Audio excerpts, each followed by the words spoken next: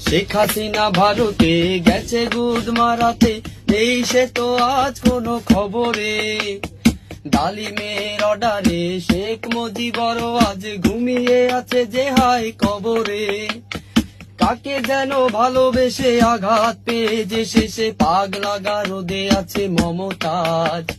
কাদেরটা ধুকছে দুরন্ত ক্যান্সারে, জীবন করেনি তাকে ক্ষমা হায়। ছাত্রলীগের সেই আড্ডাটা আজ আর নেই, আজ আর নেই।